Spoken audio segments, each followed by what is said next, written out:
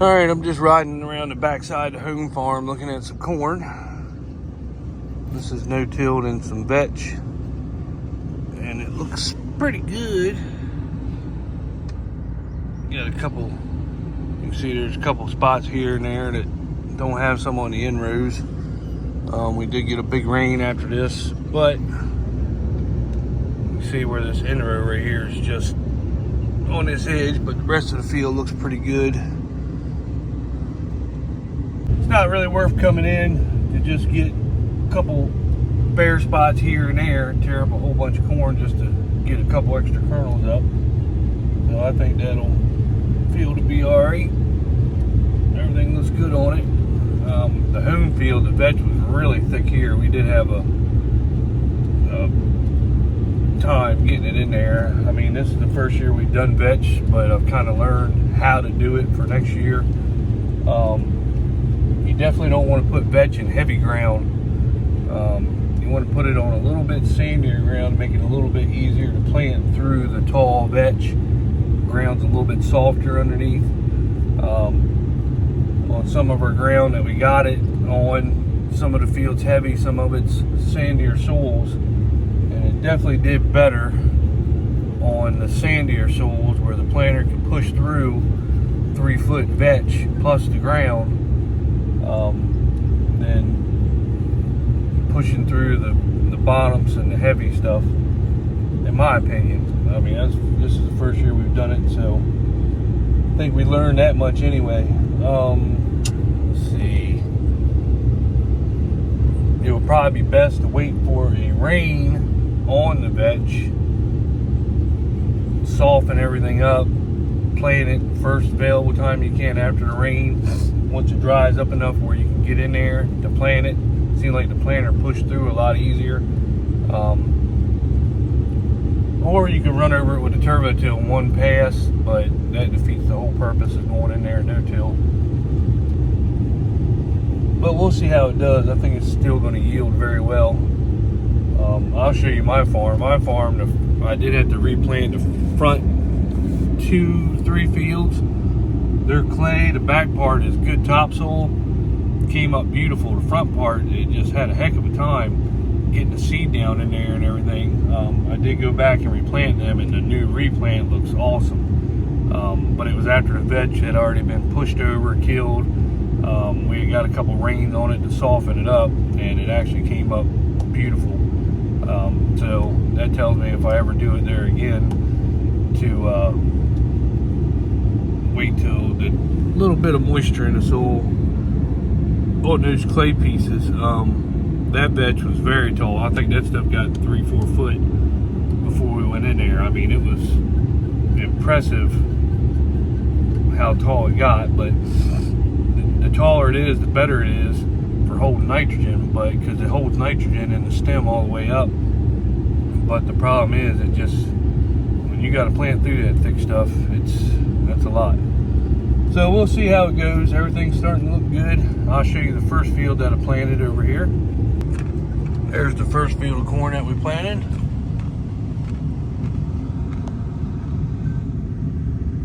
This stuff's already knee high, getting ready to close up.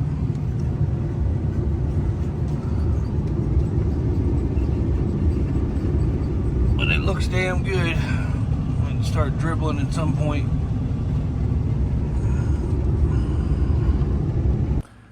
Good morning.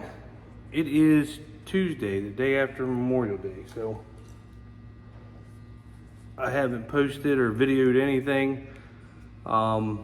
It's actually been raining, not much, just a little bit. So I am sitting in the shop on Tuesday. I had to take Miss Eastern Shore Farmer to the doctor to get her stitches out, or she had cancer in her eye.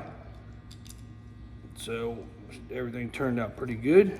Right now I am putting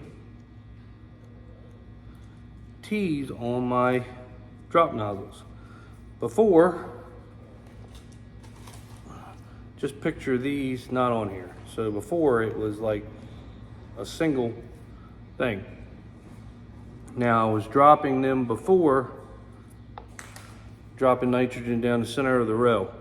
So when you drop nitrogen in the center of a 30-inch row, I guess that's 30 inches, I don't know, whatever 30 inches is. You have to remember, you drop it in the center of the row. Well, both things of corn, you get your corn stalks. So the roots have to come over to get that nitrogen. They're coming pretty much sideways, maybe on a little bit of an angle. Let's just say underground, a little bit of an angle. So what I'm doing is going from this, dropping it in the center, and I am creating my own Y drops. Now, there will be a hose, something like this, on each side. So I'm gonna be shooting it at the bottom of the row. I'll probably be letting it drag a little bit. So it's rubbing the row, and I'm putting the nitrogen right down the center of the row, but it's gonna hit both rows going down. Just like the Y drops that I see these guys on YouTube, you know, Brian Brown Farms and all these people that are spending $25,000, $30,000 on these Y drop kits. I did this for under $200. I had these already, and I got the little nozzles and the tips and O-rings and everything for enough to do. I run 60 foot. I don't run the full 100 foot on the sprayer. That's a lot to keep track of. And so I do 60 foot, and once I put the hoses on each side, they're gonna drag. It will be a $200 Y drop system. $200 versus 25, well, they were 25,000. Everything's going up. So I'm pretty sure that they are 30,000 now, if you think about it. Everything else is going up, so why wouldn't they charge more, I'm sure? Because that's how the world works. Let's try to get what we can from the farmers. So, all this was under $200, well, it was right around $200. So if I gain just down one row, a bushel, from doing this, that one row all the way down the field is going to pay for these ends. So that's pretty good, I think. Now, I'm not saying a bushel, you know, if you got we got some fields that are probably half mile, 3/4 mile. So if I gain a bushel every 5 feet because of this, think about what that adds up to. So instead of the roots going sideways to get that nitrogen that's in the center of the row, I drop this on an angle each side, and it's rubbing them rows. Starts going to the ground, the roots can pretty much grab it right there.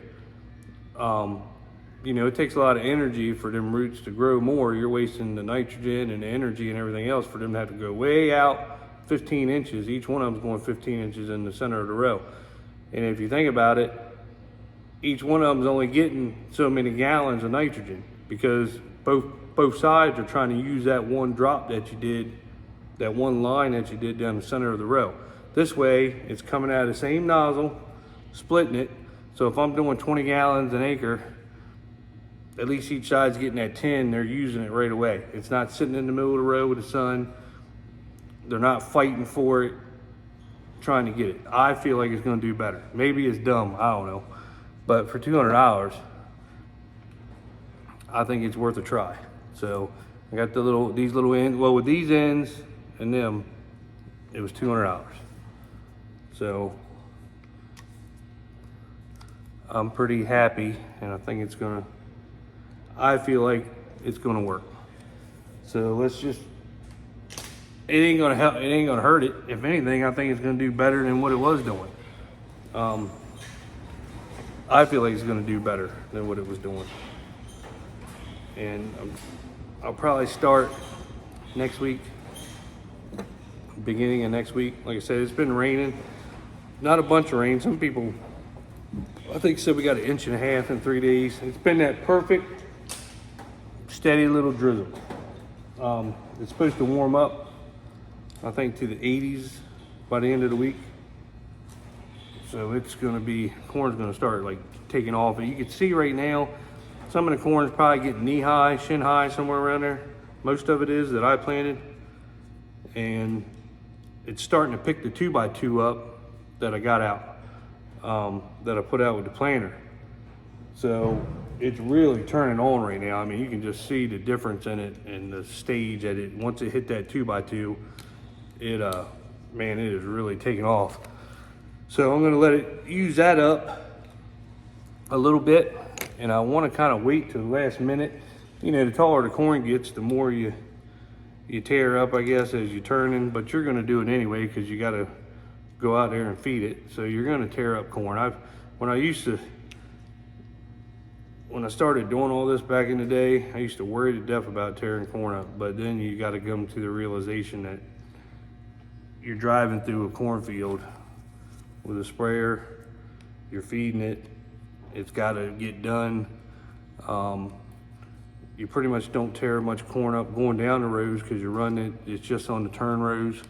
I did spray the corn. If I ran 100 foot at this, then I'd just run in the same sprayer tracks as when I sprayed the corn. I just got done spraying it with Halex and atrazine, killed all the weeds. You know, I could use that same line and turn system, so I'd be running over what I already ran over. But like I said, when you're dribbling corn, 100 feet to me is a lot to pay attention. When you're spraying, it's not a big deal, but when you're dribbling, it's a lot to keep track of. So we just do 60 foot. And 60 foot, I run probably 14 miles an hour, I think, when I'm doing it, is what I got it set up for.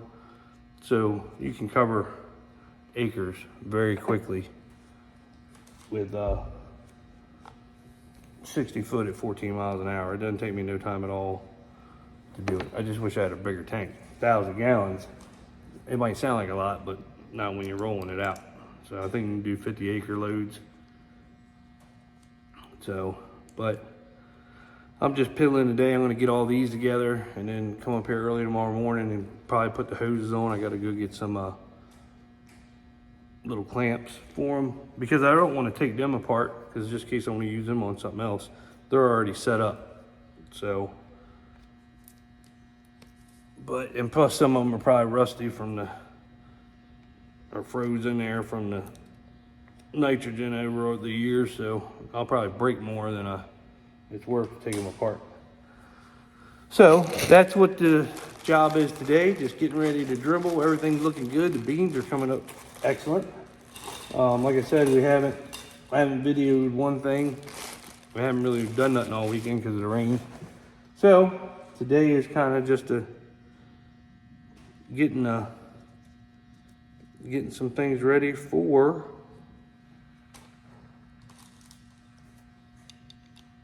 dribbling. So I'm just taking my time, piddling, doing this stuff. Nothing exciting, you know. It ain't Larson Farms here, it's just me.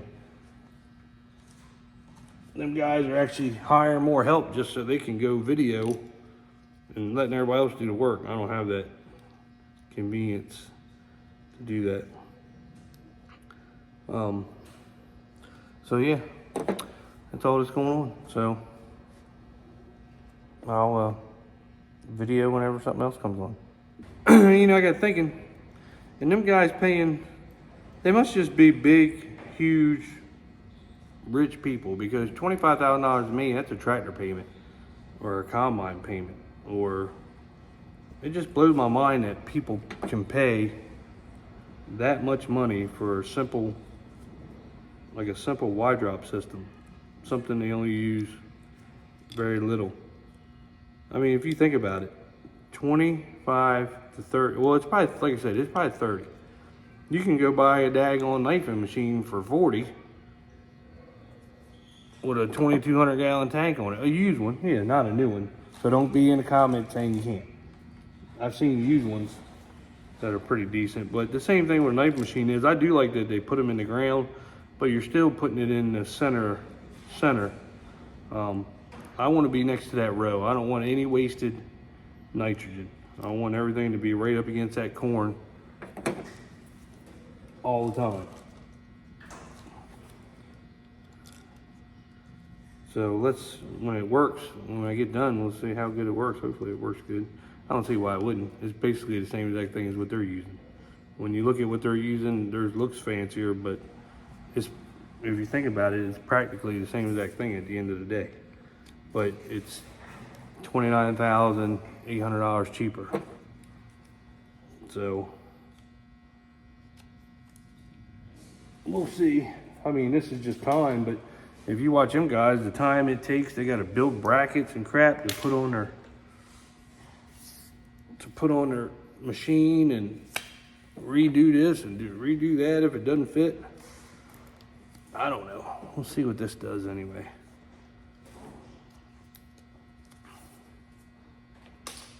Maybe it won't work, but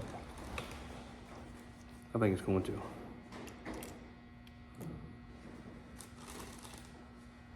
I think it's going to. You got to be a little creative, I think, in farming. Or at least try to save some money. There's some people that don't care about saving money, but I feel like these things right here are gonna, for what they cost, they are gonna pay off 100 times what they cost. So let's hope so anyway. Probably 1,000,000 times what they cost. But like I said, I'll probably start next week, get rolling, and we'll go from there. And then I'll start videoing when I start setting her up, putting them on there and filling up. Right now, nothing going on. It's windy today. I mean, the wind's been blowing. Like I said, it's been raining, but the wind has been blowing 3 or 4 days in a row, like 20 plus mile an hour, 30 mile an hour. So it's kind of miserable outside. And if you try to do it when it's windy, it'll blow all over the stalk and burn it real bad. So I like to try to do it on a non-windy day. Plus we had the rain, let the ground settle in a little bit, but I do like where the ground is going to be a little soft, because it will definitely help with absorbing the nitrogen in the ground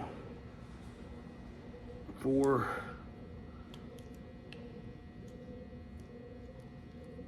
this stuff. Yeah, there we go. I thought they didn't give me enough, but they actually did. I thought I was going to be a bag short, but I forgot that I put that bag up there. So, yeah, not entertaining right now, and I just got the camera close because I'm just talking to you, but I think this is the way to go. So we'll see. Good morning.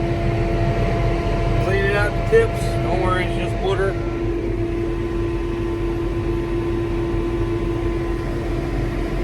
This is how you clean it out. You run a test on your nozzle load. So put some water in here. I'm going to clean out the spray tips, and then I'm going to turn them. I'm going to hook I got some nozzle bodies that don't have a nozzle on them, and I just put my drop nozzles on them, but I'm going to turn them just in case there was some dirt in them throughout spraying, dust, dirt, whatever gets collected up in there. Right now I'm just trying to clean the tips out that I was using for atrazine and Halex. I give this another minute, and then I'm going to go out there and switch all the nozzles and then run more water to blow them out, make sure they're clean. That way when I put my drop nozzles on, there wasn't nothing in them. Get that done.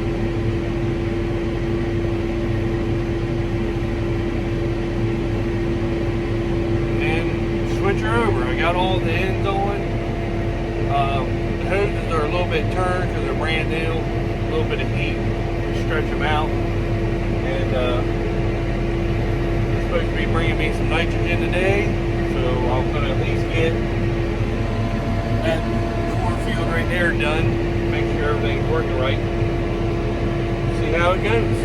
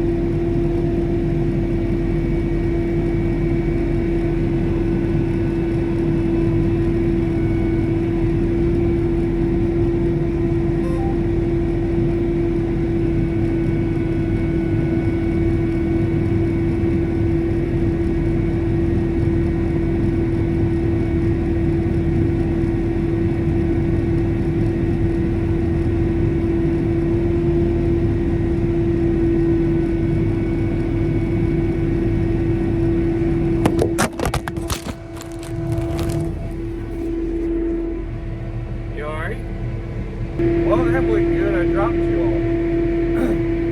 So I am putting 32 on nitrogen on our corn. I'm not going to do all the corn clumps yet, because some of it's not ready. Pretty much doing what in the order that I planted. The sprayer is pretty loud, so I don't know what it's doing. But I'm going in the order that I planted. A lot of the corn is just starting to pick up the 2x2, turning green and really starting to jump. So I'm trying to hit all the early stuff that I planted first that's already got the 2x2 and has already jumped. And now I'm feeding it. This will be the last feed for the rest of the crop, so hope it does good. I only run 60 foot. I don't run 100. That's a lot to keep track of.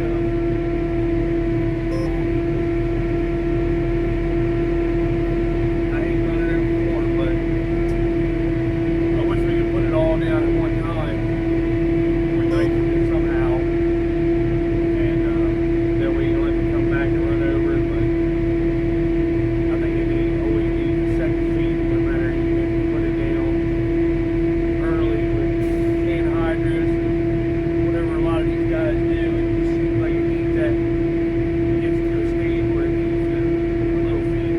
So the wide drops were working good, but on the wings, if you got in the field that wasn't, had a hill or wasn't level, every time it would come up, the corn would actually pull the wide drop off. I don't know how it did it, but it did it. Me and my brother had to go find one down the road that did it.